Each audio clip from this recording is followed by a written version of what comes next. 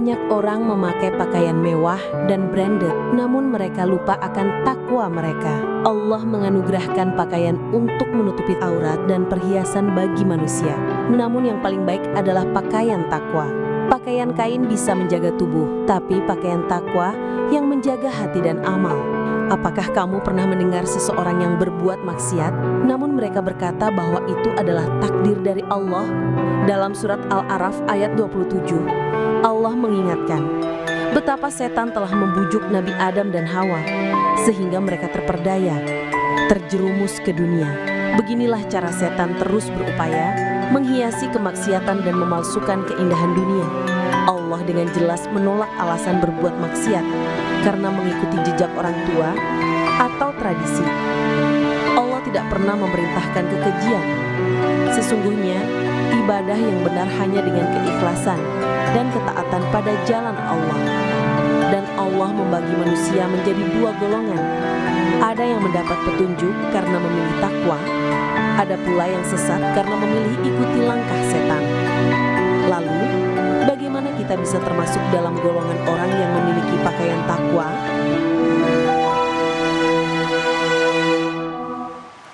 Astaghfirullah Rabbal baraya, astaghfirullah minal khataya, astaghfirullah Rabbal baraya, astaghfirullah minal khataya, astaghfirullah Rabbal baraya, astaghfirullah minal khataya. A'udzubillahi minasyaitonirrajim. Bismillahirrahmanirrahim. Assalamualaikum warahmatullahi wabarakatuh.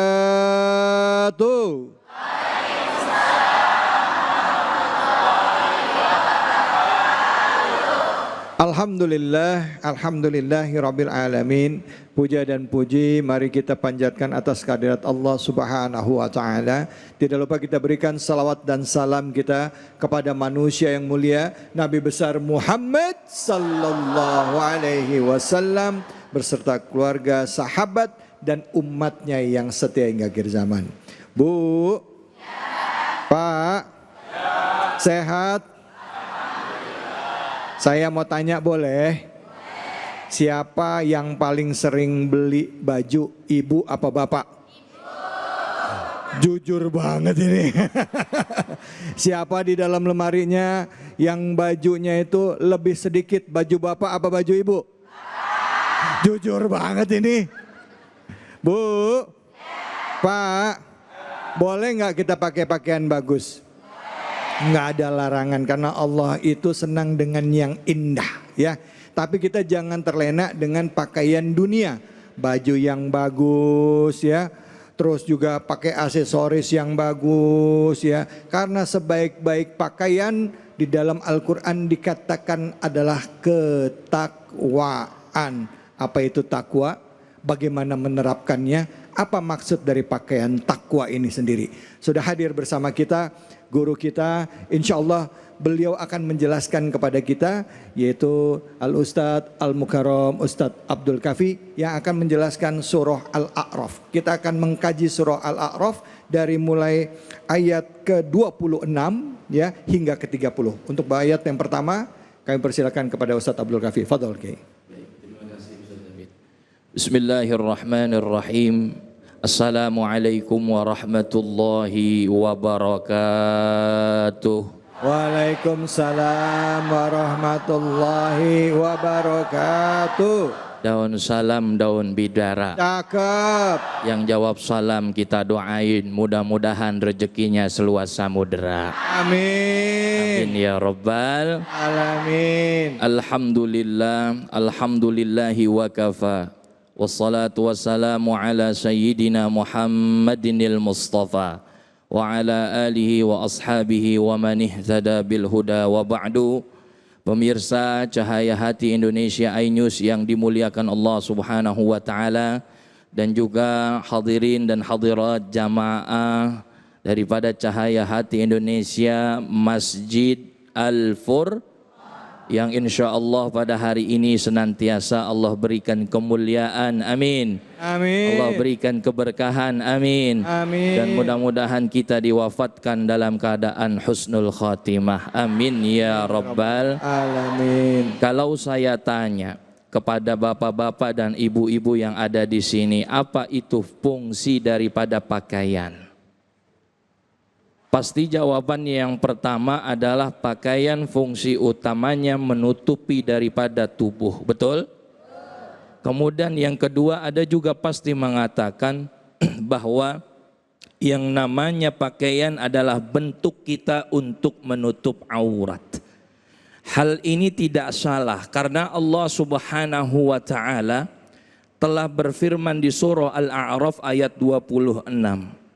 Namun ada yang lebih mulia lagi ternyata, yaitu manakala pakaian yang ada terdalam di dalam diri kita berbentuk hati ternyata dibalut dengan ketakwaan di dalam diri kita.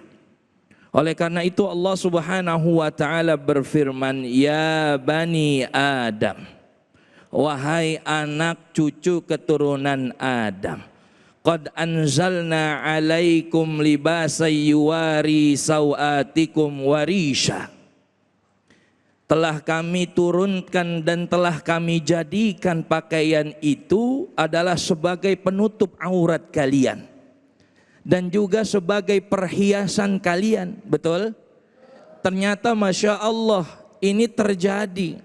Yang bapak-bapak ganteng-ganteng pakaiannya, pakai peci, pakai koko, pakai sarung, ada juga yang pakai celana, alhamdulillah. Yang ibu-ibu Ustadz David, Masya Allah indah dilihat seperti perhiasan, warna-warni seperti berlian kilauannya. Ada yang pakai apa nih namanya nih? Warna apa ini? Hijau. Hijau apa coklat itu? Ya Bu? Pokoknya itu kadang banyak banget warnanya kalau perempuan iya, itu. Iya. Ada yang warna peach, ada warna ungu, ada yang warna merah jilbabnya. Kalau jilbab merah saya jadi ingat lagu Wali. Dia gadis berkerudung merah ya. Tapi sayang kayaknya udah nggak ada yang gadis ini jilbab merah. Masya Allah Bunda. Ada juga di ujung pakai pakaian warna marun. Alhamdulillah. Indah atau tidak? Indah. Maka fungsinya yang pertama adalah untuk menutup aurat dan yang kedua sebagai perhiasan. Namun di dalam Al-Quran dikatakan walibasut taqwa dzalika khair. Ternyata bukan apa yang kita kenakan yang menjadi hal utama dilihat oleh Allah Subhanahu wa taala. Melainkan kata para ulama libasut taqwa itu ada beberapa pendapat. Yang pertama ulama mengatakan libasut taqwa artinya adalah amal soleh. Ada juga ulama yang mengatakan adalah tanda kebaikan, itu namanya libasut taqwa yang akan dikenakan nanti umat Rasulullah tak kala dikumpulkan di padang mahsyar. Ini menurut Utsman bin Affan. Ada juga yang mengatakan adalah bahwa itu pakaian yang memang harus dibalut dengan ketakwaan karena kita ingin berlindung diri kita dari hal-hal yang tidak diinginkan. Maka takwa ini menjadi modal utama. Tuh. Karena banyak di luaran sana, mohon maaf, pakaiannya syar'i tapi akhlaknya jauh daripada syar'i, betul? Orangnya berjilbab dengan gamisnya Masya Allah panjang sekali, menutupi semua auratnya, tapi ternyata terang-terangan ngerokok di depan umum, pantas atau tidak? Kemudian dia jilbabnya bagus, kemudian dia auratnya ditutup, dia melaksanakan mencuri, wal'iyadzubillah, kira-kira bagus atau tidak? Tidak. Ini menunjukkan bahwa yang namanya jilbab itu atau menutup aurat ternyata yang paling utama adalah di hati. Manakala hati sudah dibalut dengan ketakwaan dan taat kepada Allah, maka di situ pula orang itu mendapatkan kemuliaan dari apa yang dia lakukan. Karena pada hakikatnya takwa ini 3 kategorinya. Yang pertama ini levelnya mubtadi. Apa itu? Yaitu level pemula. Level pemula. Dengan cara apa mendapatkan level pemula? Taat kepada Allah dan menjauhi larangannya. Nah, ini biasanya kita nih levelnya pemula. Ya, taat masih sedikit-sedikit, ya kan? Menjauhi larangan Allah masih ya udahlah, masih toleransi kan begitu. Kalau naik lagi levelnya, ini level menengah takwanya kata ulama. Apa mereka? Mereka itu adalah yang melakukan kebaikan padahal itu dibolehkan oleh Allah Subhanahu wa taala. Maksudnya apa? Contohnya adalah puasa. Makan boleh atau tidak? Minum boleh atau tidak? Pada hakikatnya boleh, tapi kalau pada saat berpuasa tidak boleh. Ini levelnya sudah beda orang-orang yang sering rajin puasa. Maka level yang paling tinggi yang a'la adalah mereka yang ketakwaannya sudah membaluti daripada hatinya. Mereka melakukan segala sesuatu aktivitasnya karena Allah. Maka coba lihat surat Al-Asr, wal asri innal insana lafi Husri illal ladzina amanu wa amilus solihat. Illal ladzina amanu wa amilus solihat, kecuali orang yang beriman dan juga orang yang beramal soleh. Allah tidak bilang orang yang beramal banyak. Ini Allah tidak bilang wa amilul katsirat, tapi Allah bilang wa amilus amal yang solih. Apa itu amal yang solih? Amal yang solih adalah amal yang disertai demi meraih ridha Allah Subhanahu. Itu namanya adalah libasut taqwa. Maka orang tersebut tidak dikatakan merugi. Kira-kira kita masuknya yang awal, tengah, atau yang ketiga nih? Tapi kelihatannya wajah-wajahnya di sini ini levelnya level tertinggi semua takwanya. Kelihatan dari cara dengerin ceramahnya ya, khusyuk banget ya, asal jangan mata terpejam aja. Itu namanya pules ya. Kelihatan wajah-wajah jamaah di sini Ustadz David soleh solehah. Saking solehnya belum azan aja udah pada sholat. Iya. Bener nggak? Sholat tahiyat masjid. Maka itulah tadi libasut taqwa dzalika khair kata Allah. Libasut taqwa, pakaian takwa itu adalah yang terbaik. Dzalika min ayatillahi la'allahum yadhakkarun. Itulah tanda-tanda kebesaran Allah dan kekuasaan Allah agar kalian ingat kepada Allah Subhanahu wa ta'ala. Ini menandakan dan ayat ini juga mengingatkan kepada kita bahwa casing itu bukan yang nomor 1. Walaupun kita orang Indonesia rata-rata hidungnya mancung ke dalam, tapi yang dilihat bukan itu, Bu. Walaupun kita rata-rata Indonesia tingkat obesitasnya tinggi, gemuk-gemuk badannya. Kan begitu. Tapi yang dilihat bukan gemuk kurusnya. Yang dilihat oleh Allah adalah apa? Maka tingkatan ketakwaan kita minimal imtithalul awamir, ya, wajtinabun nawahi, ya. Kita menjalankan apa yang Allah perintahkan dan juga menjauhi larangan. Wallahu a'lam. Terima kasih banyak Ustadz. Bu. Yang mau nanya siapa? Angkat tangannya. Wah, oke, silakan Ibu yang di depan. Nama siapa, pertanyaannya langsung.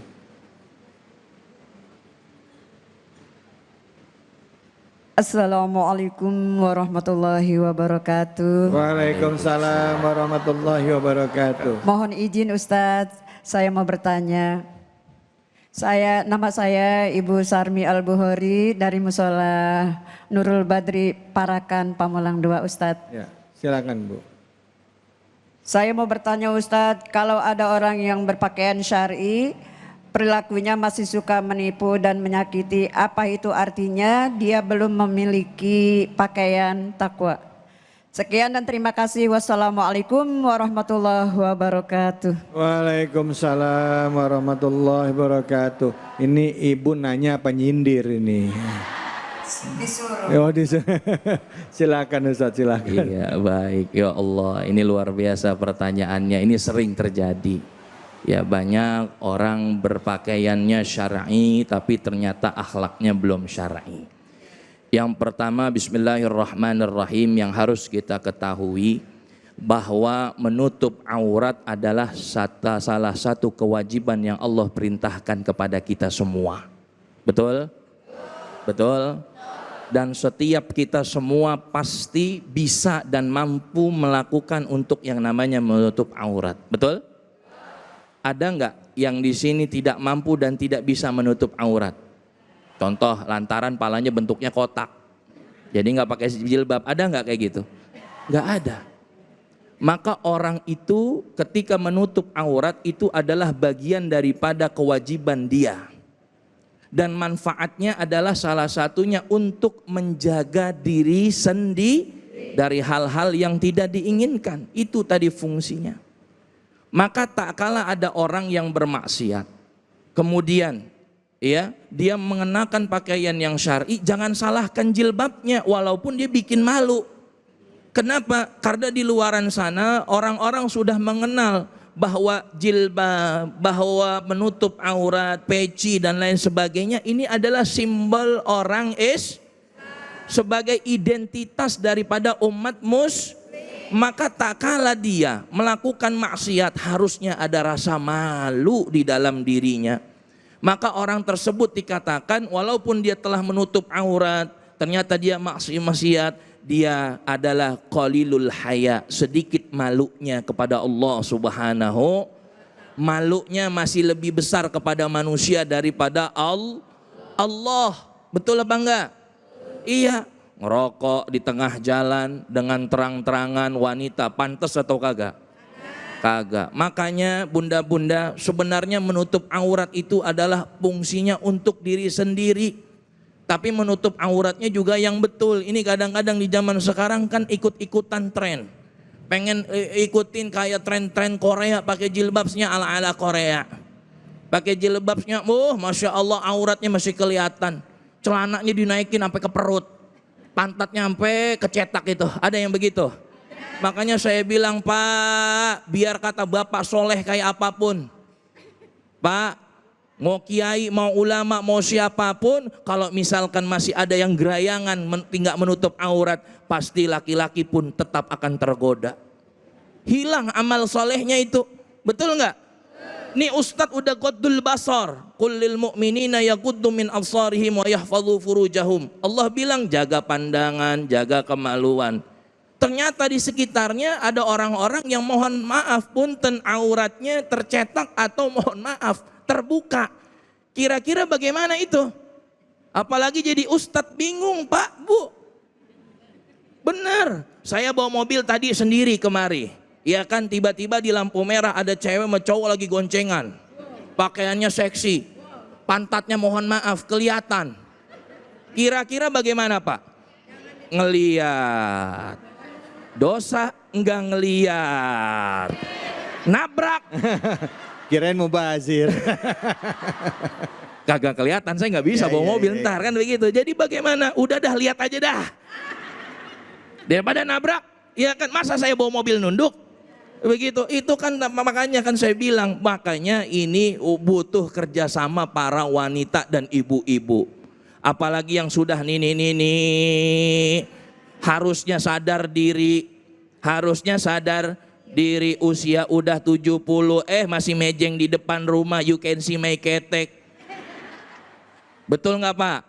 Begitu bapak-bapak lewat itu nenek-nenek siapa lagi mejeng di depan, dia bilang apa? Menghilangkan selera makan. Betul nggak?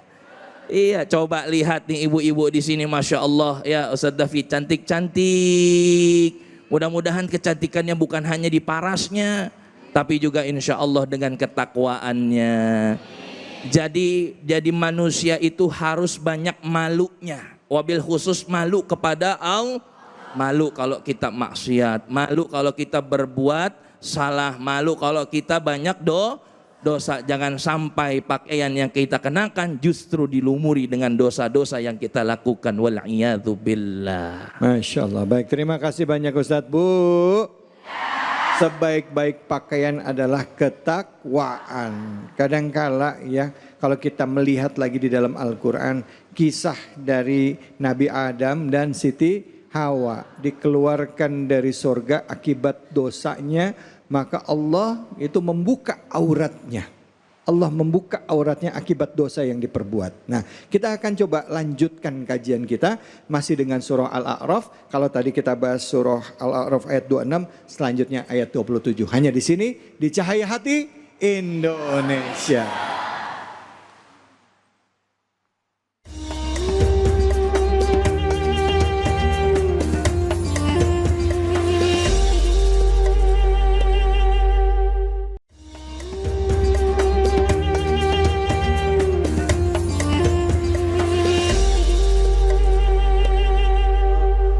Wallahu akbar, subhanallah, walhamdulillah, wala ilaha illallah, wallahu akbar. Alhamdulillah, alhamdulillahirabbil alamin. Pemirsa Ainus dimanapun saja Anda berada, kita kembali lagi di program kesayangan kita, Cahaya Hati Indonesia. Dan alhamdulillah hari ini kami berada siaran langsung dari Masjid Al-Furqon, tepatnya di daerah Tangerang Selatan. Dan ini Masya Allah jamaah yang hadir di sini banyak sekali. Shollu ala Nabi Muhammad. Tema yang kita angkat adalah mengenai pakaian. Tapi pakaian yang kita bahas bukan sembarang pakaian. Bukan baju yang ibu pakai, bukan baju yang bapak pakai. Bukan merek branded mahal yang kita kenakan. Tapi bicara mengenai pakaian ketakwaan. Kita mengulasnya tadi dari surah Al-A'raf ayat 26. Kita akan lanjut ke surah Al-A'raf ayat 27. Dan selanjutnya mari sama-sama kita dengarkan kajian Al-Quran surah Al-A'raf ayat 27 bersama guru kita Al-Ustadz Al-Mukarram, Ustadz Tian Kamaluddin. Silakan Ustadz, fadhal.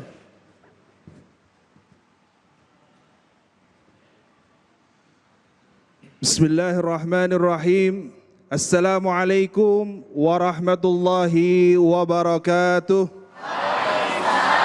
Warahmatullahi wabarakatuh.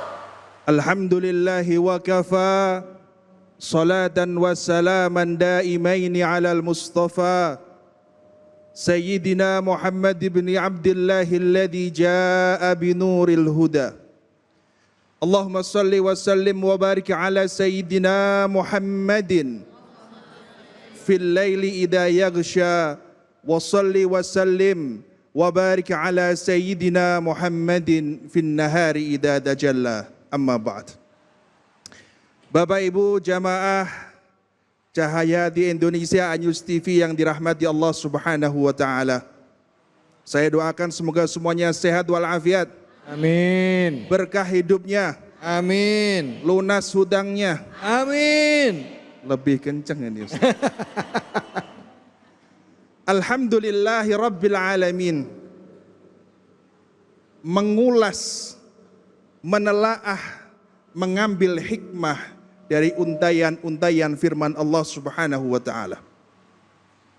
Allah Subhanahu wa taala Al-Khaliq, Zat yang Maha Pencipta. Allah yang mewujudkan, Allah yang mengadakan seluruh yang ada di bumi, di langit dan seisinya. Begitu juga Allah Subhanahu wa taala yang menciptakan manusia. Manusia yang pertama kali diciptakan oleh Allah adalah Nabi Adam alaihissalam. Setelah Allah menciptakan Nabi Adam, Allah mengajarkan kepada beliau seluruh nama-nama ciptaan Allah. Wa 'allama Adam al-asma'a kullaha. diajarkan oleh Allah Subhanahu wa taala. Kemudian Nabi Adam alaihissalam berada ditempatkan di surganya Allah, dan darinya diciptakan Allah Hawa alaihassalam. Ya Adam, uskun anta wa zaujukal jannah wa kula minha ragadan haitsu syi'tuma wa la taqraba hadhihi syajarata fatakuna minadh dhalimin. Wahai Adam, tinggallah kamu dan istrimu di surga. Kalian berdua berbuat apa, mengambil apa, makan apa, silahkan. Cuma ada satu larangan. Wala taqraba hadhihi syajarata fatakuna minadh dhalimin. Jangan dekati pohon. Ada sebuah pohon di surganya Allah. Ada yang tahu Bapak Ibu? Pernah lihat bentuknya? Belum. Sukanya pohon apa? Pohon duit katanya. Kalau ada pohon duit mas saya mau. Ustaz. Ada sebuah pohon, di situ ada buahnya, dilarang untuk mendekati oleh Allah Subhanahu wa taala. Tapi setan datang untuk menggoda, mengojo-ojoi Nabi Adam alaihissalam dan Hawa alaihissalam hingga Allah Subhanahu wa taala murka. Setan inilah yang menjadikan penyebab Adam dan Hawa dikeluarkan dari surganya Allah dan menjadi penyebab dibukanya aurat keduanya. Wal iyadu billah. Setelah Nabi Adam dan Hawa diturunkan dari surganya Allah, Nabi Adam tidak lepas dari beristighfar, memohon ampun kepada Allah Subhanahu wa taala. Kesalahannya sekali, istighfarnya berkali-kali, ribuan bahkan jutaan kali. Kalau boleh saya tanya, adakah hadirin dan hadirat di sini yang tidak punya dosa? Nggak ada. Istighfarnya berapa kali sehari? Ya kadang Ustadz kalau ingat ya istighfar. Wal mustaghfirina bil ashar. Waktu sahur sebelum subuh usahakan istighfar. Bu, Pak, bangun jam berapa? Kadang Ustadz, kadang 5, kadang setengah 6, kadang jam 6. Ada seperti itu? Ada. Datang orangnya? Ya Allah. Ada yang setengah 7 Ustadz. Ada yang jam 8. Nabi Adam salah sekali istighfarnya berkali-kali, Bu. Ya. Kita salah berkali-kali, harusnya istighfarnya lebih banyak. Rasulullah Muhammad SAW, beliau sehari semalam istighfarnya berapa kali? 100 kali. Astaghfirullahaladzim, astaghfirullahaladzim. Mohon supaya diampuni oleh Allah Subhanahu wa taala. Nah ini pelajaran buat kita. Jadi syaitan ini adalah musuh yang nyata bagi kita. Tidak hanya bagi Nabi Adam alaihissalam, tapi juga kepada anak cucunya Nabi Adam alaihissalam. Wala tattabi'u khutuwatis syaitan. Jangan sekali-kali ikuti langkah-langkah syaitan. Kenapa? Karena syaitan musuh yang nyata. Hadirin rahimani wa rahimakumullah, pemirsa Cahaya di Indonesia, iNews TV yang dirahmati Allah Subhanahu wa taala. Sekarang kita sudah tahu bahwasanya syaitan adalah musuh yang nyata. Jadi jangan ditiru. Kenapa? Karena syaitan menyebabkan kerusakan, menyebabkan hal-hal yang negatif, menjerumuskan kita kepada kerusakan di dunia dan di akhirat. Mulai ngajarin buka aurat. Ya, tadi ketika Nabi Adam dan Hawa diturunkan dari surga, auratnya dibuka. Nah ini setan juga di dunia saat ini ngajarin atau ngojok-ngojokin supaya orang membuka auratnya. Aurat yang hissi, yang nampak, maupun aurat yang maknawi, yang tidak nampak. Yang hissi. Para wanita sekarang sudah mulai ya dengan tidak ragu, dengan pedenya membuka auratnya. Ketika ditanya, Kenapa membuka aurat? Ya biar menarik Ustadz katanya. Menarik apa? Menarik masalah justru. Kenapa? Karena sejatinya wanita yang solehah, wanita yang menarik adalah yang auranya terpancar kemana-mana. Bukan yang auratnya terbuka dan dilihat oleh siapa saja. Nah ini. Begitu juga aurat yang maknawi. Dengan tidak malunya bermaksiat kepada Allah. Melanggar larangan-larangan Allah. Tidak menjalankan perintah Allah. Maka di sini diperlukan takwa kepada Allah Subhanahu wa ta'ala. Ibu tahu takwa? Bapak tahu takwa? Takwa, Pak, menjalankan perintah Allah dan menjauhi larangannya. Wa may yattaqillaha yaj'al lahu makhraja wa yarzuqhu min haitsu la yahtasib. Barang siapa bertakwa kepada Allah, maka Allah akan memberikan jalan keluar atas segala permasalahannya. Insyaallah kita bersama-sama berdoa semoga digolongkan menjadi hamba-hamba Allah yang bertakwa. Amin ya rabbal alamin. Assalamualaikum warahmatullahi wabarakatuh. Waalaikumsalam warahmatullahi wabarakatuh. Terima kasih banyak Ustadz Yan, boleh duduk Ustadz. Bu, yang suka menipu manusia itu namanya apa, Bu? Kok lihatnya ke saya? Setannya lihat ke saya.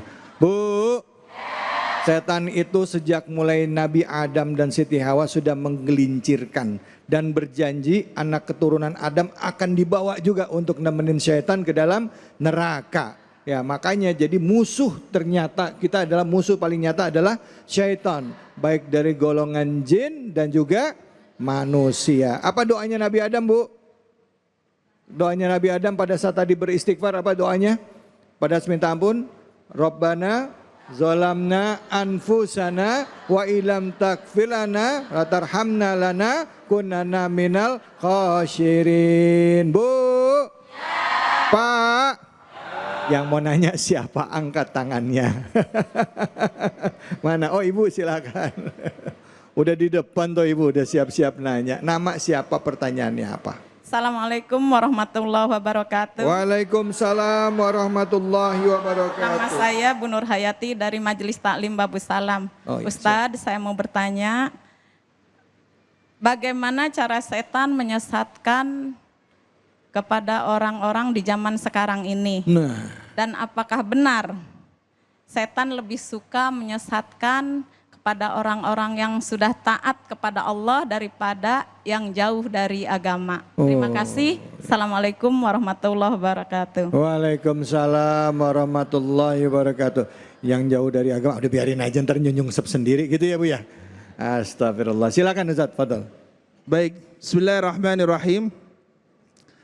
Syaitan punya berjuta-juta cara untuk menjerumuskan hamba Allah. Dia punya berbagai trik dan disesuaikan dengan hamba Allah dengan tingkatan-tingkatannya. Orang yang tidak mau sholat didorong supaya terus tidak sholat. Orang yang sudah sholat diganggu supaya menunda-nunda sholat. Allahu Akbar, Allahu Akbar. Ada azan, setan datang. Dah santai, ntar aja lah nunggu iqamat katanya. Udah iqamat, Allahu Akbar, Allahu Akbar, asyhadu an la ilaha illallah. Ya udah qomat, ntar aja lah nanggung. Diganggu terus. Ya, begitu juga orang yang alim bahkan. Orang yang pintar akan digoda, diganggu dengan sesuai dengan keilmuannya. Makanya apa? Kita dianjurkan oleh Rasulullah Muhammad SAW untuk selalu mendekat kepada Allah dan berdoa. Allahumma inni a'udzubika min syarri apa nih tahu? Lisani wa min syarri basari, wa min syarri qalbi, wa min syarri maniyi. Atau kama qala Rasul, ya Allah, saya minta perlindungan kepada Engkau ya Allah dari jeleknya lisan saya, dari jeleknya penglihatan saya, dari jeleknya hati saya, dari jeleknya bahkan mani saya atau kemaluan saya. Supaya apa? Ketika setan datang menggoda, dilindungi oleh Allah Subhanahu wa Ta'ala. Nah ini. Begitu juga, bukan berarti setan ini dia lebih kencang goda orang yang dekat kepada Allah. Semuanya digoda. Dan dia setan adalah musuh yang sangat nyata. Ya Bu ya. Makanya jangan dianggap sepele meskipun gak nampak. Ada yang pernah lihat setan di sini? Gak ada. Kok Ibu bilang belum?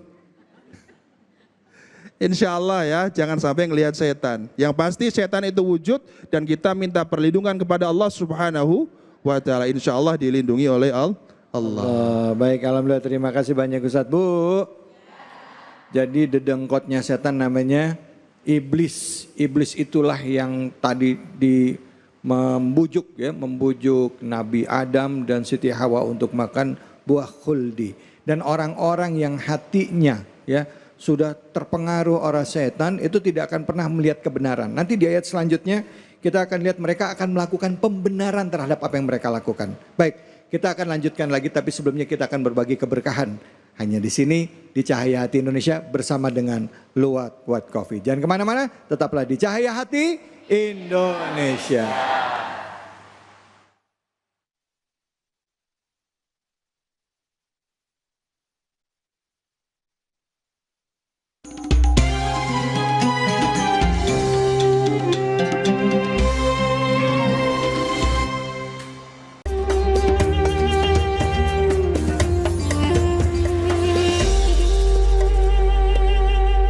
Salatullah, salamullah ala toha rasulillah. Salatullah, salamullah ala yasin habibillah. Tawassalna bismillah wa bil hadi rasulillah wa kulli mujahidin lillah bi ahlil badri ya Allah. Sallu ala Nabi Muhammad. Alhamdulillah, alhamdulillahirabbil alamin. Kita kembali lagi di Cahaya Hati Indonesia. Bu, Pak, kadangkala di dalam hidup kita selalu merasa yang kita lakukan sudah benar. Walaupun kadangkala kita juga tahu yang kita lakukan ini sebenarnya bertentangan dengan ketentuan agama. Akhirnya yang muncul adalah pembenaran. Nah, bicara mengenai ini kita akan langkah lagi, mengkaji lagi bagaimana caranya untuk bisa membentengi diri kita dengan pakaian takwa. Surah yang kita kaji adalah surah Al-A'raf. Tadi kita sudah membahas surah ayat ke-27, Al-A'raf ayat 27. Selanjutnya kita melangkah ke surah Al-A'raf ayat 28. Untuk itu kami persilakan kepada guru kita Al-Mukarram Ustadz Abdul Kafi. Fadhol Ustadz. Baik, terima kasih Ustaz David. Bismillahirrahmanirrahim. Jamaah Masjid Al-Furqan yang insya Allah dimuliakan Allah, dan juga pemirsa Cahaya Hati Indonesia dimanapun Anda berada, mudah-mudahan kita senantiasa ditinggikan derajatnya oleh Allah Subhanahu wa Ta'ala. Karena pada hakikatnya orang yang menyaksikan dan juga menonton Cahaya Hati, dia sedang mencari ilmu dan belajar bersama. Dan orang yang belajar insya Allah akan dicukupkan segala kebutuhannya oleh Allah Subhanahu wa Ta'ala. Tadi kita telah belajar di surah Al-A'raf ayat 26 dan 27 bersama Ustadzun Al-Karim, Ustadz Tian. Sekarang kita melanjutkan di ayat berikutnya, di ayat 28 betul dan juga 29. Alhamdulillah. Allah Subhanahu wa Ta'ala berfirman, wa idza fa'alu fahishatan qalu wajadna 'alaiha aba'ana wallahu amarona biha. Ayat ini berkenaan tentang di mana pada masa sebelum Rasulullah Shallallahu Alaihi Wasallam diutus menjadi Rasul. Ini tradisi jahiliyah pada saat itu melakukan tawaf juga di Ka'bah. Tapi punten, mereka masyarakat jahiliyah atau masyarakat yang dari luar kota Makkah selain suku Quraisy, mereka melakukan tawafnya tanpa mengenakan busana sedikit pun. Kira-kira zaman sekarang kalau orang nggak pakai pakaian disebutnya orang apa? Nah, ibu yang jawab. Namanya orang Jadi tradisi tawaf pada zaman dahulu itu orang melaksanakannya dengan apa? Tanpa busana. Mereka beralasan bahwa ini adalah ajaran nenek moyang saya. Nenek moyang saya. Dan juga mereka beralasan bahwa pakaian yang kita kenakan pada saat sehari-hari itu penuh dosa, maka kita tidak layak untuk melakukan tawaf, maka tawaf tanpa mengenakan sehelai pakaian pun hanya sedikit yang dipakai untuk menutupi sedikit daripada, mohon maaf, kemaluannya, baik laki-laki maupun perempuan kecuali suku Quraisy. Tuh lihat, kira-kira tawaf nggak pakai baju bagaimana Bu rasanya Bu? Panas. Iya, kalau wanita malam hari juga biasanya tanpa mengenakan pakaian. Maka hal inilah yang langsung turun ayat wa idza fa'alu fahishatan. Apabila mereka itu melakukan suatu fahisyah, maksiat kepada Allah. Ya, maksiat kepada, mereka mengatakan qalu wajadna 'alaiha aba'ana wallahu amarona biha. Dan ternyata mereka mengatakan ini udah tradisi nenek moyang saya. Dan Allah pun menyuruh ini. Oh, dia udah Tuh, ini lagi-lagi nih, terkekang dengan adat dan tradisi. Ada nggak yang begitu? Ada. Padahal ayat selanjutnya itu menjelaskan qul innallaha la ya'muru bil fahsya. Sesungguhnya Allah itu tidak menyuruh perbuatan maksiat. Maka kita tawaf, yang perempuan pada hari ini Masya Allah menutup auratnya, yang laki-laki menggunakan kain ihram. Ini menandakan di zaman sekarang juga ada antara agama dan budaya saling berbenturan, hati-hati.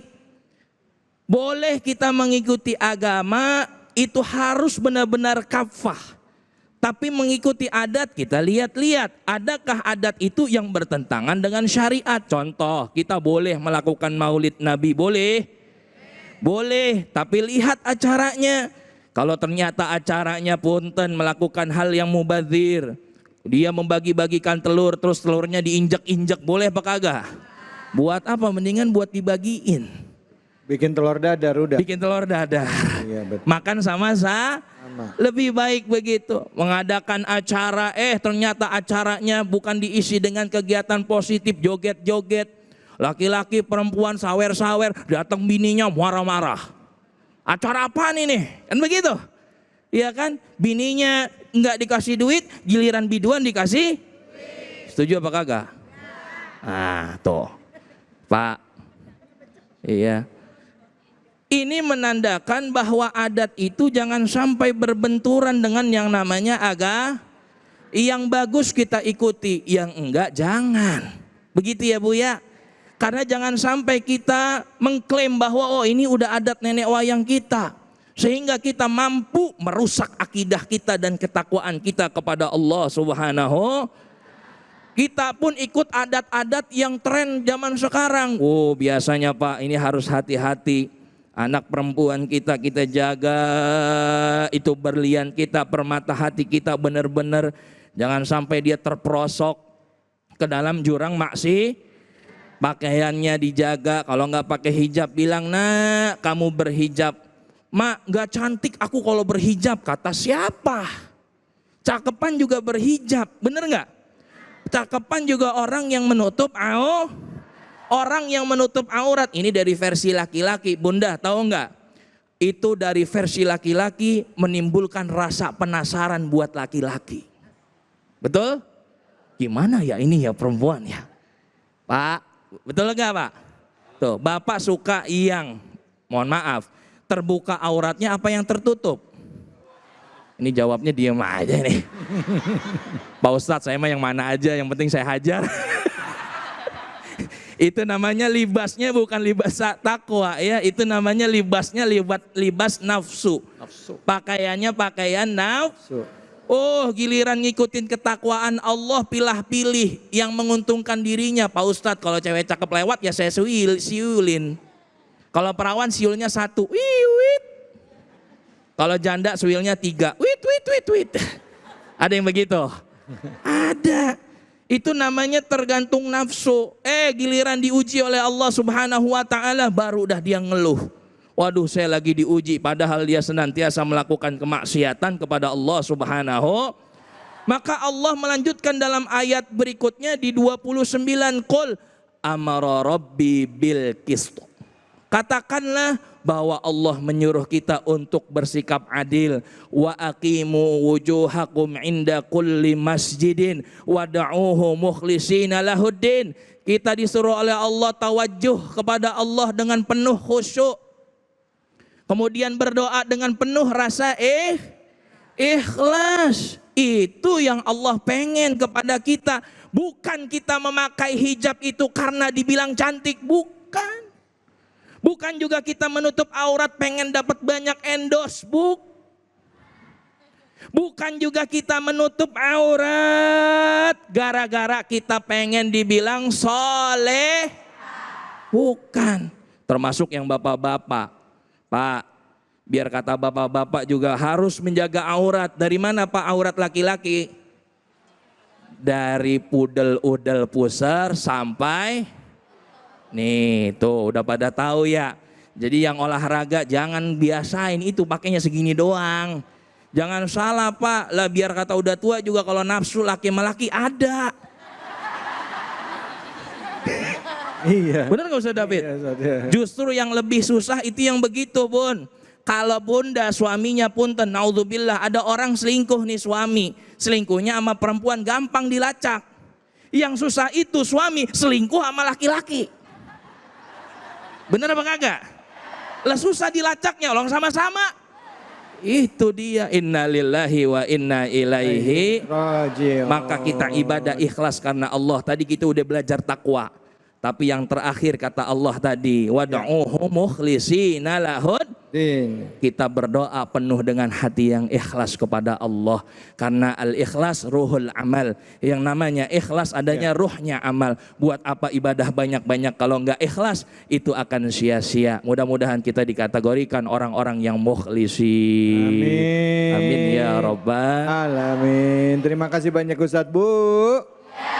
Yang mau nanya siapa angkat tangannya? Silakan tinggi-tinggi angkat tangannya. Kok dikit amat, mana yang lain? Yang lain mana? Silakan. Ya, Ibu. Ya, nama dan pertanyaan. Assalamualaikum warahmatullahi wabarakatuh. Waalaikumsalam warahmatullahi wabarakatuh. Nama saya Ibu Zumratul Ilma, saya dari Taklim Babu Salam, Tangerang Selatan. Pak Ustadz, saya mau bertanya, bagaimana caranya menasihatin seorang perempuan yang mulai melepas hijab karena sakit hati, dan bagaimana caranya menasihatin menegur seorang laki-laki yang memakai celana pendek, yang biasa memakai celana pendek dan buka baju di tempat umum. Sekian.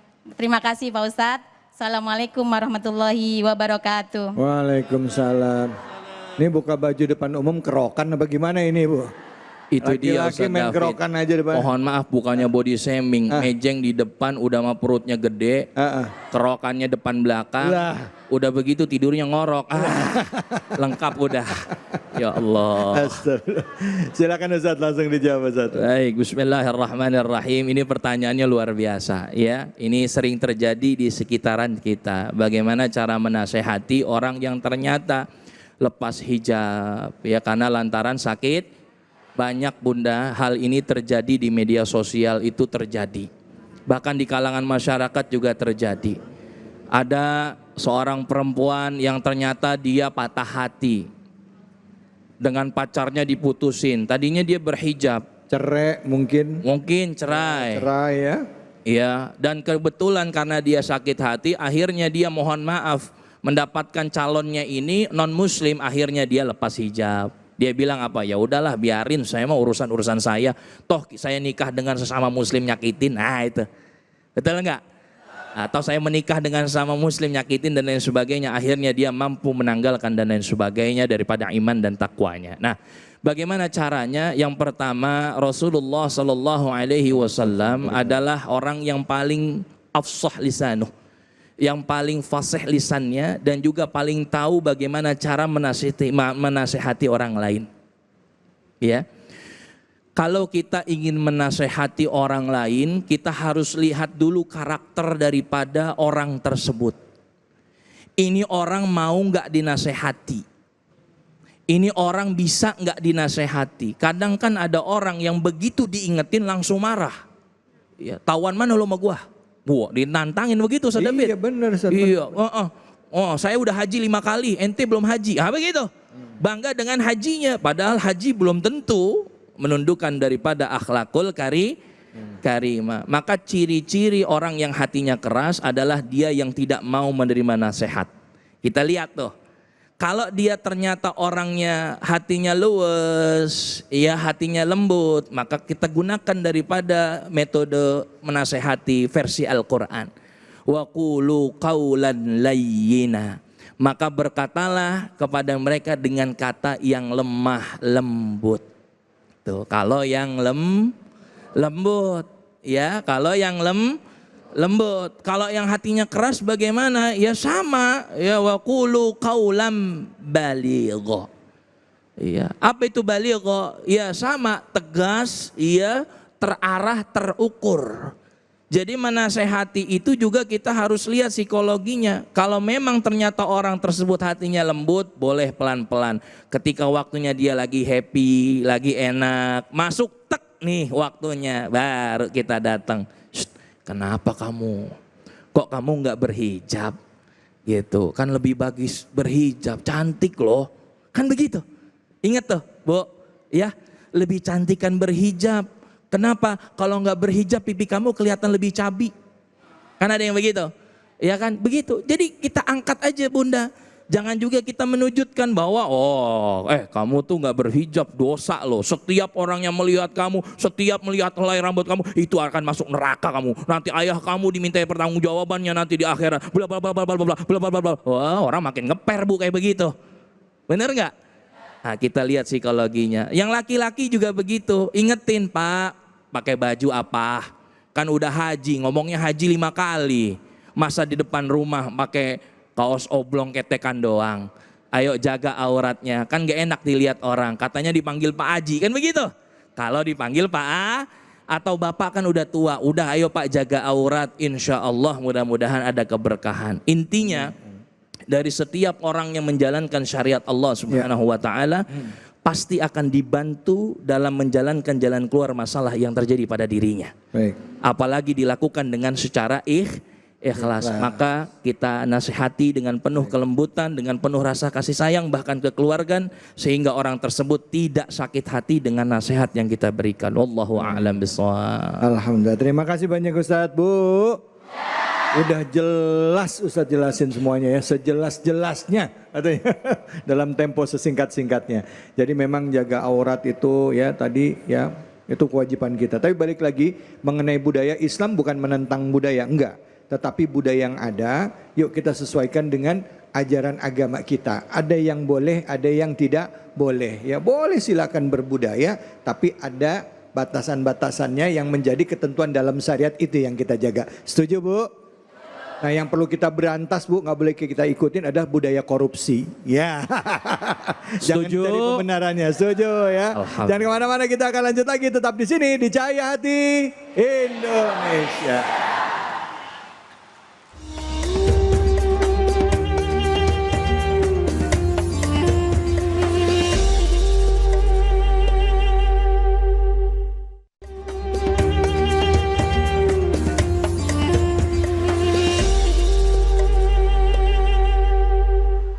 Hasbunallah wa ni'mal wakil, ni'mal maula wa ni'man nasir. Hasbunallah wa ni'mal wakil, ni'mal maula wa ni'man nasir.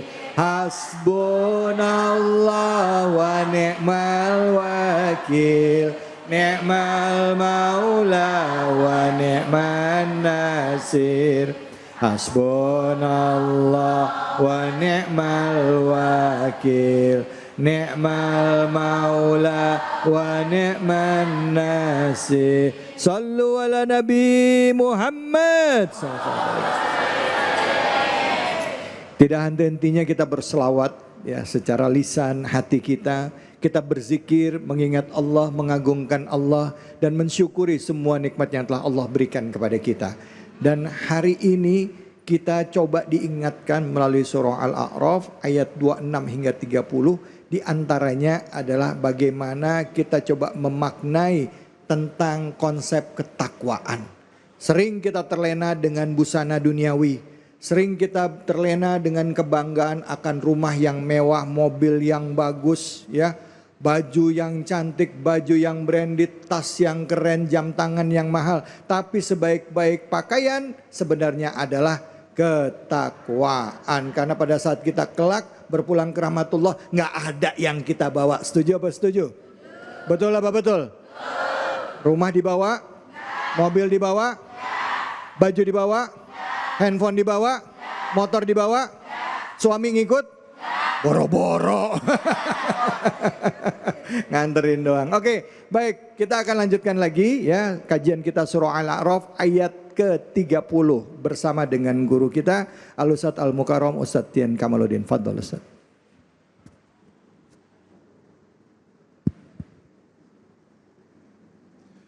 Bismillahirrahmanirrahim. Bapak Ibu yang dirahmati Allah Subhanahu wa taala, hamba Allah yang berbahagia. Allah Subhanahu wa taala menurunkan rasul-rasulnya. Allah Subhanahu wa taala menyampaikan lewat malaikat kepada rasul-rasulnya berupa kitab sucinya. Dan Rasulullah, rasul-rasulnya Allah, yang terakhir Rasulullah Muhammad sallallahu alaihi wasallam dengan Al-Qur'anul Karim sebagai hudan lil muttaqin, petunjuk bagi orang-orang yang bertakwa. Allah sudah mengutus para rasulnya untuk mengajak hamba-hamba Allah mentauhidkan Allah Subhanahu wa taala.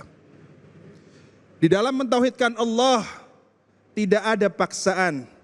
La ikraha fid din, qad tabayyana ar-rusydu minal ghayy. Tidak ada paksaan di dalam beragama. Faman syaa'a falyu'min wa man syaa'a falyakfur. Orang yang ingin beriman silahkan beriman. Orang yang mau kufur, mau kafir, mensekutukan Allah, silahkan. Tapi dua-duanya ada konsekuensinya. Orang yang beriman kepada Allah, dia akan diganjar pahala di dunia dan di akhirat oleh Allah Subhanahu wa taala. Orang yang mensekutukan Allah, yang tidak mau beriman kepada Allah pun akan mendapatkan ganjarannya di dunia dan di akhirat. Ketika Rasulullah Muhammad SAW berdakwah di Makkah, di Madinah, berdakwah dengan cara yang paling baik, tidak dengan cara yang kasar, tidak dengan cara yang arogan, tapi dengan cara yang hikmah dan mau'idhah hasanah. Nah, ini di dalam Islam. Kemudian ketika orang sudah masuk ke dalam Islam, sudah bersyahadat asyhadu an la ilaha illallah wa asyhadu anna Muhammadar Rasulullah, di sini orang Islam juga tinggal memilih untuk bertakwa kepada Allah, menjalankan perintah-perintah Allah Subhanahu wa taala dan menjauhi larangan-larangannya, atau malah cenderung bermaksiat kepada Allah Subhanahu wa ta'ala. Ada dua pilihan. Kalau dia beriman kepada Allah, bertakwa kepada Allah, maka keberkahan, pahala dan ridha dari Allah dicurahkan. Walau kana ahlal qura amanu wattaqau lafatahna alaihim barakatim minas sama'i wal ard. Seandainya orang-orang beriman dan bertakwa kepada Allah, maka keberkahan dari langit dan dari bumi diberikan oleh Allah kepada orang tersebut. Bu, Pak, berkah enak apa tidak? Pilih uang 1 juta berkah atau 100.000 enggak berkah? Pilih mana? Berkah itu ketika digunakan, insya Allah cukup. Ya.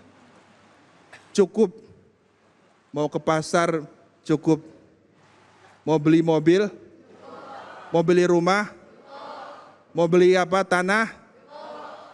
Rumahnya berapa, Bu? Baru 2, Masya Allah. Jamaah di sini kaya-kaya, Ustaz. Masya Allah. Saya doakan semoga yang hadir di sini rizkinya ngalir. Berkah. Hutangnya lunas. Amin ya Allah. Insya Allah. Tapi ketika hamba Allah dia sudah bersyahadat masih bermaksiat kepada Allah. Maksiat terus. STMJ. Sholat terus, maksiat jalan. Sholatnya nggak jelas, maksiatnya ngegas. Ada kayak gitu? Di luar sana banyak. Kalau terus bermaksiat kepada Allah Subhanahu wa ta'ala, maka syaitan menjadi temannya. Syaitan sungguh musuh yang nyata. Memang kalau kita bertakwa kepada Allah, kita taat pada Allah, awalnya nampaknya berat. Tapi endingnya, Masya Allah sangatlah hebat. Sholat subuh, bangun subuh. Bapak-bapak sholat subuhnya di mana? Masjid. Kok yang jawab ibunya? Bapak-bapak sholatnya subuh di mana? Masjid. Masjid, alhamdulillah. Ya kan? Bangun tidur kayaknya berat. Apalagi hujan, Masya Allah. Ya. Tapi endingnya Masya Allah sungguh sangat-sangat istimewa dari Allah Subhanahu wa ta'ala. Sebaliknya orang yang bermaksiat nampaknya indah. Dia mabuk, dia berzina, na'udzubillah. Ya, dia mencuri, nampaknya istimewa. Tapi endingnya nerakanya Allah Subhanahu wa ta'ala, wal iyadhu billah. Makanya di sini kita sebagai hamba Allah Subhanahu wa ta'ala dihadapkan dengan dua pilihan. Takwa kepada Allah atau maksiat kepada Allah Subhanahu wa ta'ala. Pilih mana, Bu? Takwa kepada Allah. Serius? Ya. Yakin? Yakin. Bapak pilih mana? Takwa? Betul? Insya Allah yang hadir di sini semuanya di jalan takwanya Allah Subhanahu wa ta'ala. Dihindarkan dari godaan-godaan syaitan yang terkutuk. Makanya teruslah mendekat pada Allah. Doa kepada Allah. Minta kepada Allah. Allahumma sabbit qulubana ala dinik. Ya Allah, tetapkanlah hati kami dalam agamamu ya Allah. Allahumma zid imanana. Tambahkanlah iman kami ya Allah. Wazid taqwa, dan tambahkanlah takwa kami ya Allah. Pak, Bu, habis sholat doa apa tidak? Doa apa tidak? Ada di sini yang habis sholat megang HP? Ada? Yang bangun tidur megang HP ada? Ada. Semuanya. Jujur semuanya nih Ustaz. Ibu-ibu bangun tidur yang dipegang suaminya atau HP? HP. Ya Allah. Tanya bapak-bapaknya dong. Bapak-bapak handphonenya dibawa enggak? Bawa apa tidak? Masya Allah. Kadang ada bapak-bapak ingat megang HP lupa sama istrinya. Iya. Nah ini yang repot. Pas pulang kampung banyak itu Ustaz. masuk mobil pegang HP, istrinya ketinggalan. Di SPBU. Ada yang begitu. Masya Allah. Siap hadirin Bapak Ibu? Takwa kepada Allah Subhanahu wa Ta'ala. Insya Allah takwa kepada Allah berkah hidupnya di dunia dan nanti di akhirat masuk surga. Insya Allah masuk surga semuanya. Amin ya Rabbal Alamin. Alhamdulillah, terima kasih banyak Ustadz. Bu, silakan yang mau bertanya angkat tangannya. Silakan, saya mau lihat semuanya, mana yang mau nanya ini, mana yang mau nanya, mana yang mau nanya, mana. Silakan. Iya Ibu. Wah, di tengah ini. Nama dan pertanyaannya. Ya. Bismillahirrahmanirrahim. Assalamualaikum warahmatullahi wabarakatuh. Waalaikumsalam warahmatullahi wabarakatuh. Nama saya Ibu Surtina dari Majelis Taklim Al-Barkah Parakan, Tangerang Selatan. Siap Ibu Surtina. Izin tanya Pak Ustadz. Silakan. Kalau kita sudah berusaha di jalan lurus tapi masih sering jatuh dalam dosa, apakah kita termasuk orang yang sesat? Dan bagaimana cara membedakan ujian dari Allah dengan godaan setan? Nah, Demikian. Assalamualaikum warahmatullahi wabarakatuh. Waalaikumsalam warahmatullahi wabarakatuh. Banyak orang yang udah usaha gagal mulu gitu ya. Pengen rajin, gagal, rajin sholat. Ada aja godaannya Ustadz. Nah kayak gitu itu termasuk gimana itu kayak gitu Ustadz. Terus gimana caranya supaya bisa ngelawan itu semua gitu ya Bu ya. Nah silakan Ustadz Fadol. Bismillahirrahmanirrahim. Al-insanu mahalul khata' wan nisyan. Manusia tempatnya salah dan lupa, Bu. Tempatnya salah dan lupa. Kadang salah, kadang lupa. Hari ini bermaksiat. Besok tobat. Habis tobat besoknya maksiat lagi, tobat lagi, maksiat lagi gitu Ustadz. Salah sekali, maksiat sekali itu wajar. Karena manusia bukan malaikat. Tapi kalau setiap kali salah, setiap kali maksiat itu bukan wajar. Tapi apa? Kurang. Ya Allah, ibu-ibunya kompak banget. Lihatnya ke saya lagi, kurang. Kalau maksiat sekali, wajar. Nah, lantas bagaimana ketika hamba Allah, dia bermaksiat, besoknya bermaksiat. Setiap selesai maksiat, segera taubat kepada Allah Subhanahu wa Ta'ala. Ya, wasari'u ila maghfiratin min rabbikum. Ya, bergegaslah untuk menjemput ampunan dari Allah Subhanahu wa Ta'ala. Selagi masih ada nyawa di kandung badan, maka insya Allah ampunan Allah masih terbuka. Kata Rasulullah, malam yugharghir, selagi sebelum nyawa itu ada di kerongkongan. Pernah lihat orang yang sakaratul maut, Bu? Pak? Pernah? Kalau kemarin ketika corona, saya sering mentalkin orang yang sakaratul maut, tapi via video call.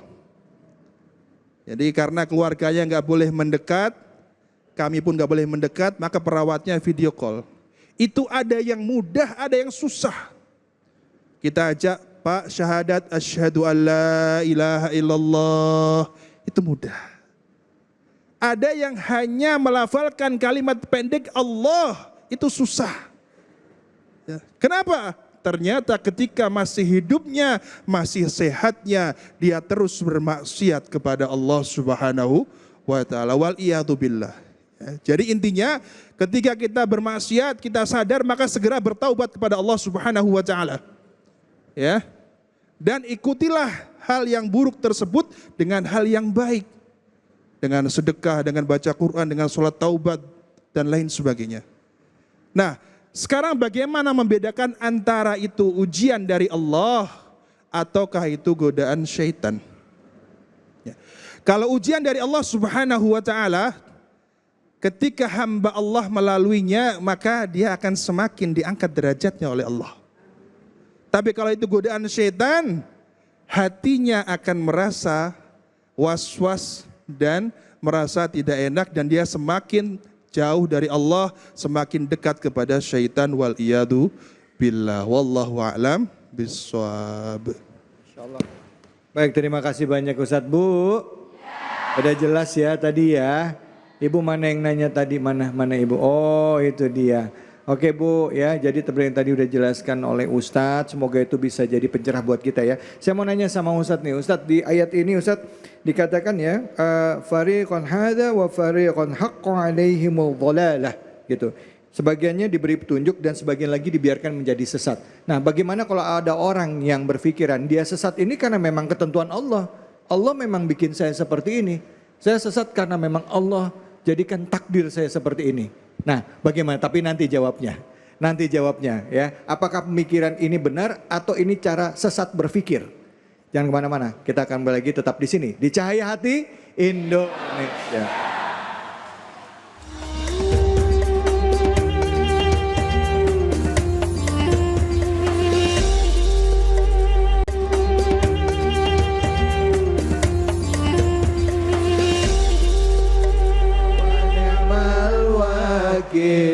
Ni'mal maula wa ni'man nasir, hasbunallah wa ni'mal wakil. Ni'mal maula wa ni'man nasir, hasbunallah wa ni'mal wakil. Ni'mal maula wa ni'man nasir, hasbunallah wa ni'mal wakil. Ni'mal maula wa ni'man nasir. Sallu ala Nabi Muhammad. Bertasbih sudah, mohon ampun Allah sudah, bersolawat sudah, dan kita sudah juga bertawakal kepada Allah, menggantungkan segala harapan kita hanya kepada Allah subhanahu wa ta'ala. Ikhtiarnya memperbaiki diri, doa sama Allah sehingga kita dimampukan. Sabit qalbi ala dinni. Oke, silakan yang mau bertanya di kesempatan terakhir. Saya kasih kesempatan untuk 3 orang penanya. Yang pertama silakan angkat tangannya. Ya, Ibu. Baik. Bismillahirrahmanirrahim. Assalamualaikum warahmatullahi wabarakatuh. Waalaikumsalam warahmatullahi wabarakatuh. Nama saya Ibu Eti Risnaini dari Majelis Taklim Musola Al-Barkah, Parakan, Tangerang Selatan. Silakan Ibu. Mau bertanya Ustadz, kalau kita masih sering ingat dosa masa lalu, bagaimana cara menebusnya? Terima kasih. Baik. Ibu udah pernah mohon ampun nggak sama dosanya? Tiap malam tapi masih inget terus gitu ya. Iya, ya Allah, Ustaz. saya udah minta ampun tapi kok masih keinget terus sama dosa kita gitu ya Bu ya. Iya. Gimana caranya biar bisa ngelupain dosa-dosa kita? Iya, Ustaz. Ya, baik, makasih banyak Ibu. Silakan kesempatan pertama Ustadz Abdul Kafi, fadhol. Baik, bismillahirrahmanirrahim. Izin Ustadzi. Ini luar biasa pertanyaannya, bagus. Bagaimana kalau kita ternyata sering terngiang-ngiang di dalam hati mengenai dosa kita yang telah kita lakukan, padahal sudah minta ampun kepada Allah Subhanahu wa taala. Yang pertama, sebenarnya ada bagusnya tak kalah kita mengingat dosa. Karena ketika kita mengingat dosa berarti kita tidak ingin kembali melakukan dosa tersebut. Yang pertama, tak kalah dosa tersebut berkenaan hanya kepada diri sendiri, maka sering-seringlah melaksanakan sholat taubat dan juga taubatan nasuha. Akan tetapi jika dosa tersebut berkenaan dengan orang lain, mungkin ya itu yang membuat kita ingat selalu ingat dan terngiang-ngiang ya, maka hendaklah kita segera memohon maaf kepada yang bersangkutan. Karena sebaik-baiknya orang adalah yang mau ya bertaubat kepada Allah dan juga mampu meminta maaf atas apa yang dia lakukan. Karena budaya kita itu Indonesia adalah luar biasa. Minta maaf itu menjadi budaya orang Indonesia. Kita mengingatkan orang untuk datang tepat waktu. Assalamualaikum Pak Ustadz, maaf sudah di mana? Tuh ada kata padahal hanya mengingatkan. Iya. Kita di KRL atau di busway, kemudian kaki kita keinjek orang karena berebut gitu ya, kepepet-pepet. Kita bilangnya apa? Maaf kan? Iya maaf Pak, kaki saya keinjek. Yang bilang maaf duluan siapa? Kita. Yang salah siapa? Yang nginjak. Iya, yang nginjak.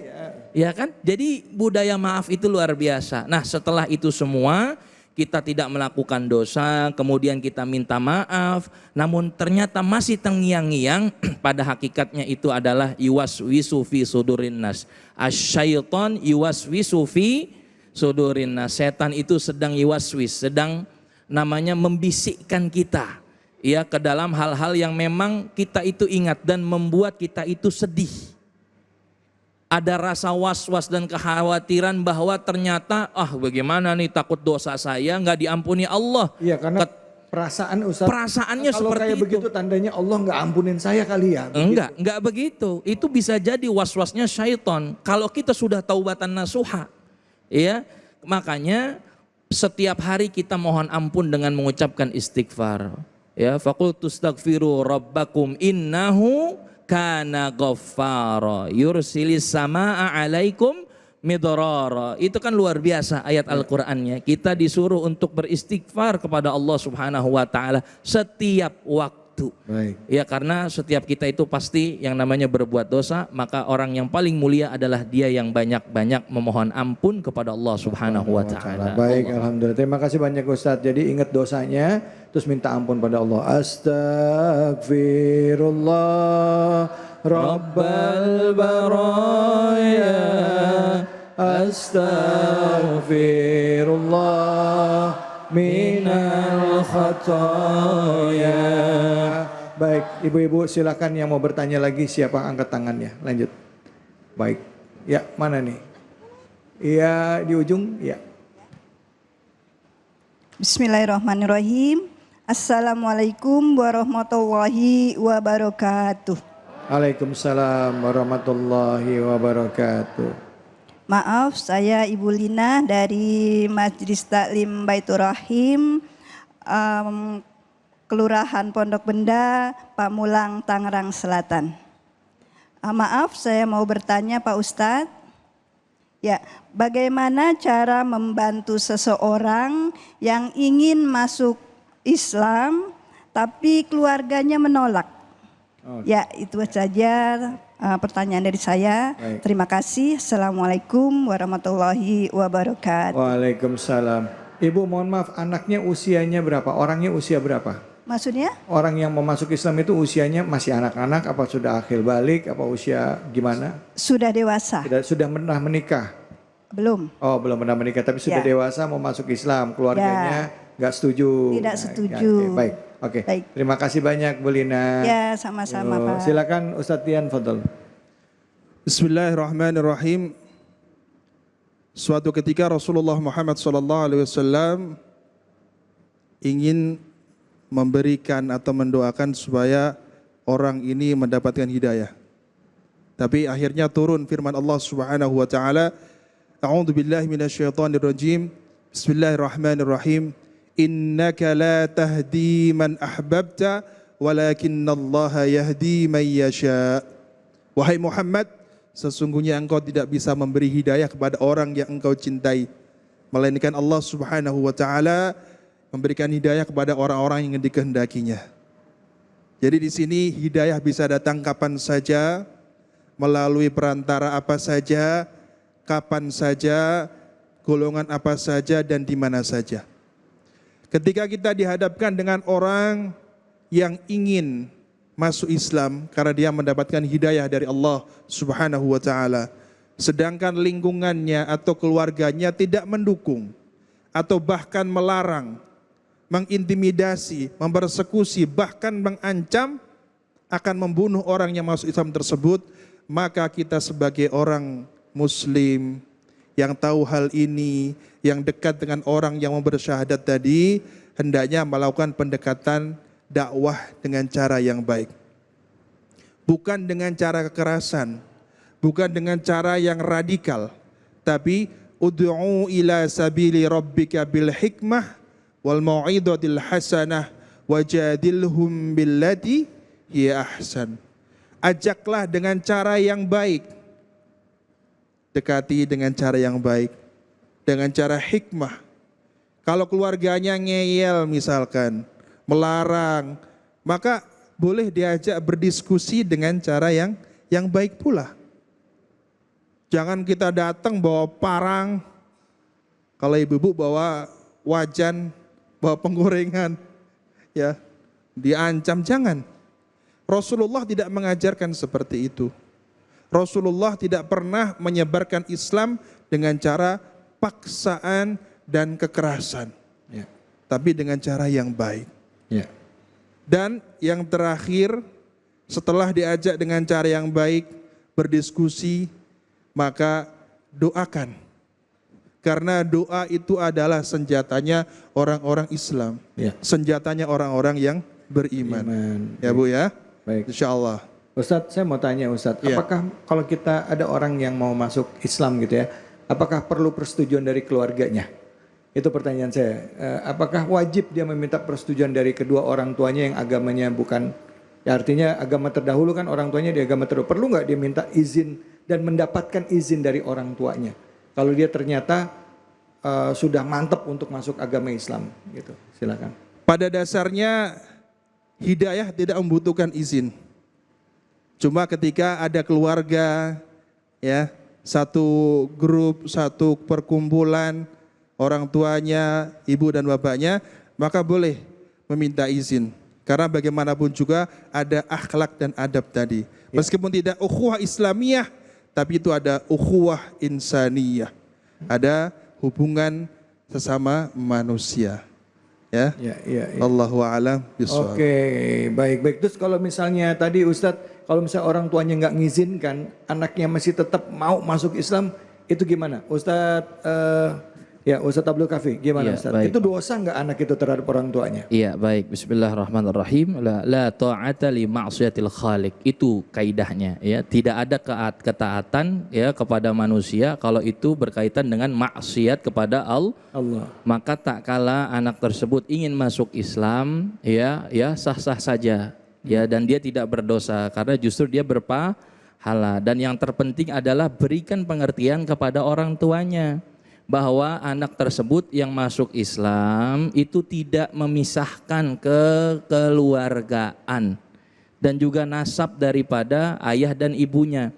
Yang dikhawatirkan kan pada saat itu ketika anak masuk Islam, nanti antara ayah dan ibu dan anak ini akan jauh, betul? Kan seperti itu. Iya, kan ada tuh satu keluarga ayahnya Islam, ibunya misalkan Islam, atau mungkin ternyata anak-anaknya ada yang beda keyakinan, ada yang Islam, ada yang non-Islam, kan begitu. Artinya mereka tetap rempuk. Jadi kita kasih pengertian bahwa inilah keyakinan yang benar, dan juga justru Islam mau ayah dan ibunya non-muslim sekalipun itu diwajibkan untuk berbakti kepada orang tua. Jadi bukan berarti memutus silaturahim antara anak dan orang tua. Justru kita diajarkan di dalam Islam makin sayang kepada orang tua. Karena dengan kasih sayang insya Allah mudah-mudahan ayah ibunya bisa ikut masuk Islam. Amin ya Allah, amin ya Allah.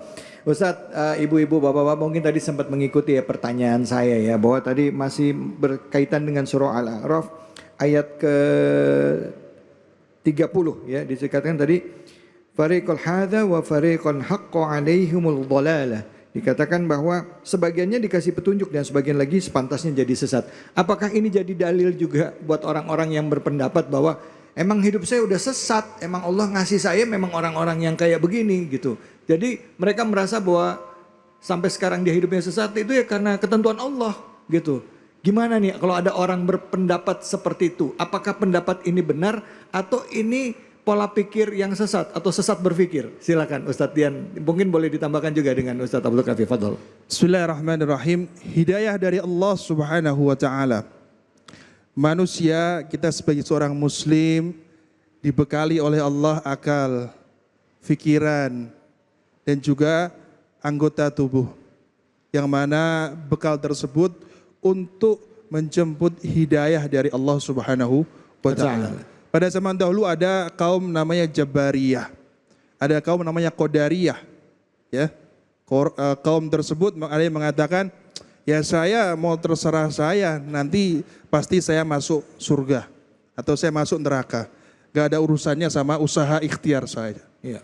Ada juga kaum yang mengatakan masuk surganya saya atau masuk nerakanya saya tidak ada kaitannya dengan Allah, hanya lewat usaha atau ikhtiar saya. Ya. Dua-duanya salah. Jadi meskipun ada fariqun hada, ya, yang mendapatkan hidayah dari Allah dan tidak mendapatkan hidayah dari Allah Subhanahu wa taala, di sini kita tetap berikhtiar. Pertama, kita sebagai yang mendapatkan hidayah tetap berdakwah, mendakwai, mengajak ke jalan Allah, dan sebagai yang didakwai juga berusaha untuk mencari hidayah dari Allah Subhanahu wa ta'ala. Baik, oke. Ustadz Dian, silakan Ustadz Abdul Kafi, pendapat antum bagaimana? Baik, ini dengan luar orang biasa. yang merasa bahwa dia ya sesat ini karena memang Allah pengen saya sesat gitu. Iya, bener nggak pendapat seperti itu? Ini bisa juga dijadikan bahan leluconan ya dengan yang namanya Abu Lahab gitu kan. Abu Lahab itu kan memang udah ditakdirkan oleh Allah untuk jadi apa? Untuk jadi jahat, tabat yada abi lahabiw, ya kan? Bahkan kan dibilang Al-Quran itu ada sebelum manusia ada. Berarti emang skenarionya Abu Lahab ini ya jadi apa? Jadi jahat. Saya tetap masuk surga karena emang tugas saya jadi jahat. Ternyata nggak seperti itu waya ma'asyiral muslimin ya. Jadi ini berkenaan dengan akidah. Allah Subhanahu wa taala itu adalah yang maha berkehendak. Ya. Paham sampai sini? Ya, karena ini bicara ini akidah. Allah ini adalah yang maha berkehendak. Kemudian ya Allah berikan kehendaknya itu kepada manusia agar manusia untuk mampu bisa berkehendak memilih baik dan buruknya jalan hidupnya. Jadi kehendak yang Allah berikan sekarang kita pada saat ini adalah melalui kehendaknya Allah. Paham maksudnya sampai sini? Ibu bisa memilih lipstiknya warnanya merah atau enggak ungu, siapa yang milih? Sendiri. Atas kehendak siapa? Allah Subhanahu wa ta'ala. Karena kita manusia diberikan kehendak oleh Allah untuk memilih. Allah yang maha berkehendak. Paham sampai sini? Ya, yang maha berkehendak, kita diberikan kehendak oleh Allah Subhanahu wa ta'ala untuk apa? Untuk melakukan sesuatu. Maka tak kala manusia itu menjadi buruk, itulah pilihannya. Maka tetap dia dijadikan dosa. Ya. Tapi kalau manakala manusia itu berbuat baik, maka dapatlah pahala sesuai dengan kehendaknya. Dan itulah ketentuan Allah Subhanahu wa ta'ala. Kita umat manusia bersyukur, diberikan kehendak kebebasan untuk memilih mana yang baik, mana yang buruk. Dan kita diberikan petunjuk berupa Al-Quran dan Sunnah Rasulullah Sallallahu Alaihi Wasallam. Masya Allah. Makasih banyak Ustadz. Bu, pilihan ada di tangan kita ya Bu ya.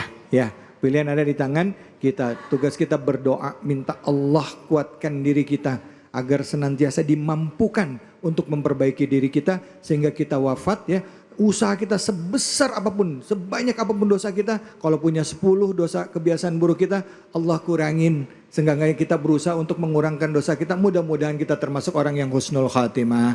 Amin ya robbal alamin. Yang penting jangan pernah menyerah untuk memperbaiki diri kita dan menjadi diri kita bermanfaat buat orang banyak. Baik, di tanpa terasa udah di penghujung acara. Mari sama-sama di penghujung acara kita berdoa pada Allah Subhanahu wa taala. Semoga Allah memberikan keridhaannya, Allah memberikan keberkahan bagi kita semua dan kita dimampukan untuk menegakkan ya ketentuan Allah dalam kehidupan kita sehari-hari sehingga kita kelak dikumpulkan dalam surganya Allah. Untuk itu kami persilakan kepada kita Al-Mukarram Al-Ustadz Dian Kamaluddin untuk memimpin doa pada kesempatan kali ini. Fadhol Ustadz.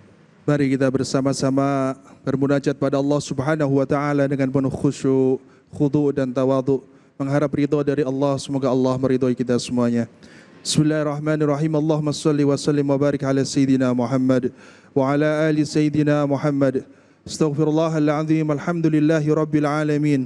Hamdan syakirin, hamdan na'imin, hamdan yuwafi ni'amahu wa yukafi'u mazidah. يا ربنا لك الحمد ولك الشكر كما ينبغي لجلال وجهك الكريم وعظيم سلطانك. اللهم اغفر لنا ولوالدينا وارحمهم كما ربونا صغارا ولجميع المؤمنين والمؤمنات والمسلمين والمسلمات اللهم لا تدع لنا في مقامنا هذا ذنبا إلا غفرته ولا هما إلا فرجته ولا مريضا إلا شفيته ولا عيوبا إلا سترته ولا حاجة من حوائج الدنيا والآخرة إلا قضيتها ويسرتها يا الله يا الله يا الله يا رحمن يا رحيم يا فتاح افتح لنا أبواب البركة افتح لنا أبواب النعمة افتح لنا أبواب الهداية. Ya Allah, jangan biarkan kami di sini kecuali dosa-dosa kami Engkau ampuni ya Allah. Yang sakit Engkau sembuhkan ya Allah. Segala kesusahan, kegampangan kami Engkau hilangkan ya Allah. Hajat-hajat kami Engkau penuhi ya Allah. Ya Arhamar Rahimin, Ya Arhamar Rahimin, Ya Fattah, wahai Zat yang membuka, iftah lana abwabal barakah, bukakanlah pintu keberkahan kepada kami ya Allah. Iftah lana abwaban ni'mah, bukakanlah pintu nikmah kepada kami ya Allah ya Arhamar Rahimin. Rabbana atina fid dunya hasanah wa fil akhirati hasanah wa qina adzaban nar. Birahmatika subhana rabbika rabbil izzati amma yasifun wa salamun alal mursalin walhamdulillahi rabbil alamin. Alhamdulillahi rabbil alamin. Hari ini kita sudah mendapatkan lagi ilmu yang bermanfaat. Tugas kita di muka bumi adalah beribadah kepada Allah. Jika ada khilaf kita, ada sifat-sifat buruk kita, maka berusahalah untuk memperbaikinya. Urusan surga adalah rahmat dari Allah. Tugas kita beribadah, berusaha sebaik-baik mungkin untuk menjadi manusia yang bermanfaat di muka bumi ini. Jangan pernah menyerah untuk menggapai rahmat Allah. Semoga kelak kita diwafatkan dalam keadaan husnul khatimah. Terima kasih untuk para guru yang sudah hadir kesempatan kali ini, Ustadz Abdul Kafi, Ustadz Tian. Terima kasih bapak-bapak, ibu-ibu, jamaah masjid Al-Furqan. Terima kasih untuk Luwat White Coffee yang selalu mendukung program kita. Terima kasih bapak ibu jamaah yang ada di rumah, pemirsa Ainus TV Cahaya Hati Indonesia. Saya David Halik undur diri. Fattaqullaha mastata'tum billahi fisabil haq fastabiqul khairat wallahul muwaffiq ila aqwamit thoriq wabillahi taufiq wal hidayah. Assalamualaikum warahmatullahi wabarakatuh. Salatullah salamullah ala Taha Rasulillah. Salatullah salamullah ala Yasin Habibillah. Salatullah salamullah ala Taha Rasulillah.